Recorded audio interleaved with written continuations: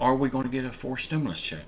Are we going to get the bigger raise for Social Security? I'm not talking about the COLA raise here. I'm talking about the raise that we've been fighting for. Do I think we'll still get a forced stimulus check? Yes, I do. 100% I believe we will.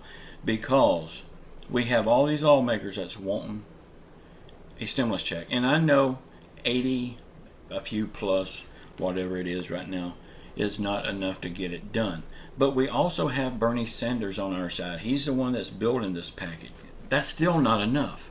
But when they get down to the final negotiations, I believe that's where they can negotiate and change people's minds that's against it and get it added in. So yeah, 100% I still believe we will get a forced stimulus check. Do I think Social Security will get a raise? And I'm not talking about the COLA raise. That COLA raise happens every year.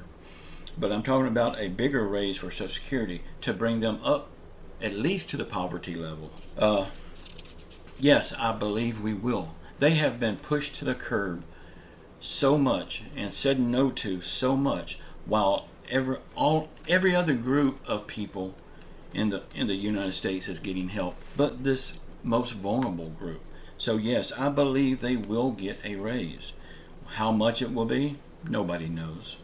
When will it be? Nobody knows.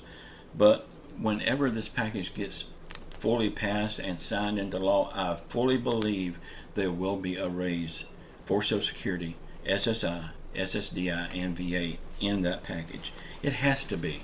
Because if it's not, you know what's going to happen to the Democrats. I mean, because the Democrats got 100% control over the House, the Senate, the White House, and control over this stimulus package. So if they don't put help in there for the American people, it's over for the Democrats, and they know this. Y'all, now what I'm going to say now, a lot of people won't like it. But y'all, I have to give you the truth here. I can't give you all this hyperbole that you get from that other web. Child tax credit. Y'all, I got to be completely honest here. I know, like I said, a lot of people is not going to agree with this.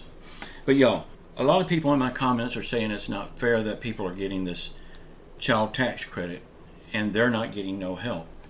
And yes, on that stance alone, yeah, I can agree. You should be getting help also. But when it comes to this child tax credit, us older people, old farts like me, we got the child tax credit when we was younger and had kids under age. So we got ours. This is theirs now. They're due this. They would be getting it anyway.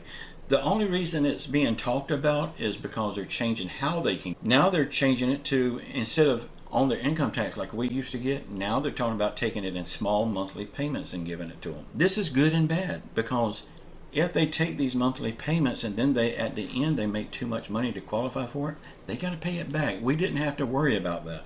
But we got our child tax credit when we was younger and had kids. Now they're young and they've got kids. Shouldn't they get a child tax credit too? When this is the only thing that's changed is how they get it. I mean, that's the only thing that's changed. And we got ours, so I mean, we want them to play fair. Come on, y'all, we got to play fair too. The Border Patrol, y'all, the situation down at the border wall is getting worse every day. We have the cartel, the people that are bringing these people to the border to get them over the border illegally. They are now shooting at the Border Patrol. And the thing that makes this worse, our Border Patrol can't shoot back. To me, that's an act of war. If somebody shoots at me, I'm shooting back. And I'm a very good shot. So they better make sure they're a good shot. But it's an act of war in my head. But the way our government sees it, these cartel members, they're regular citizens to the Mexican country. So unless it's the Mexican government firing on us, it's not an act of war. I don't see it that way. Y'all, it's just like in Vietnam. There was a time in Vietnam where our soldiers was over there in harm's way, but they could not fire on them unless they was fired upon. Well, then it may be too late. It's the same thing. But the government will not, I mean, they're actually shooting at our people, and our people can't return fire.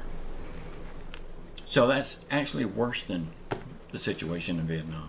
Y'all, think of this. Our government can shut down our country, force millions of Americans to lose everything they got, their house, their car, their homes, their jobs, their savings, force our country to close down, but yet they can't close down the southern border because this asshole that most people calls president won't allow it to be closed down. Kids in cages down there. They got kids in cages down there laying on top of each other because it's so many in deplorable conditions. Now y'all remember, the Democrats was so against this. They was all up in arms about it. And yes, it's bad. It should not be happening. They should be turning them around and sending them back to their country is what there should be happening. But the Democrats were so bad against this, they was blaming Trump for letting it happen. Well, now that Joe Biden is president, where are these Democrats pointing the finger now? All that was to make President Trump look bad. And they did. Y'all, these lawmakers don't give a damn about those kids in cages. Just like they don't give a damn about you and me. All they care about is that vote that they get. Well, we need to show them about that vote.